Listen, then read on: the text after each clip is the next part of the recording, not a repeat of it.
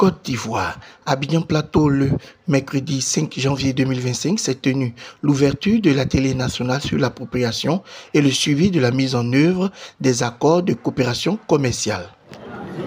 Vous savez qu'on a globalement un pays formidable en matière de commerce. D'abord un pays remarquable en matière de performance économique, malgré les crises Covid et les crises politiques au niveau international et régional. Notre pays a su maintenir une tendance de croissance qui est appréciée au niveau mondial. Parmi les 6 pays qui ont des croissances les plus élevées au monde, c'est quelque chose d'extrêmement important.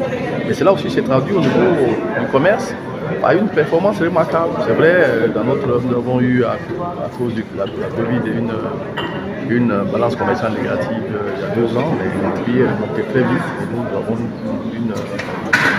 une performance commerciale qui est remarquable.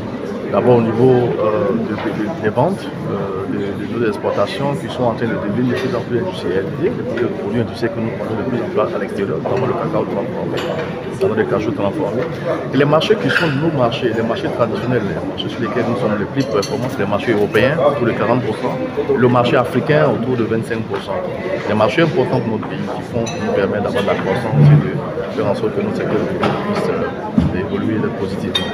Et bien entendu, c'est pour cela que cet atelier se fait, pour regarder un peu le bilan des accords que nous avons au niveau des zones où nous sommes les plus performants, l'Europe et l'Afrique, avec l'API, regarder, visiter l'API, l'accord de partenariat économique que nous avons avec l'Union européenne, intermédiaire avec l'Union européenne, pour essayer d'analyser les libéralisations qui ont eu dans ce cadre et regarder un peu les tendances et apporter des mesures s'il faut.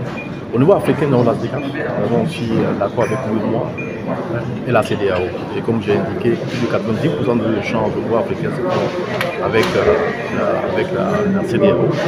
Et il ne faut pas oublier que notre pays est le pays qui commerce le plus avec l'Afrique du Sud.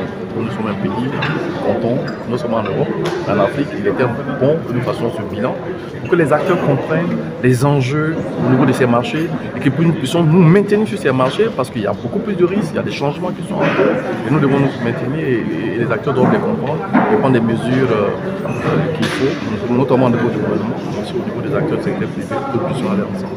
Voici en gros l'intérêt de cet atelier qui nous permet de revisiter, on va dire, les marchés sur lesquels nous sommes, les accords que nous avons sur ces marchés et faire un bilan pour pouvoir mieux nous projeter en 2025 et les années à venir.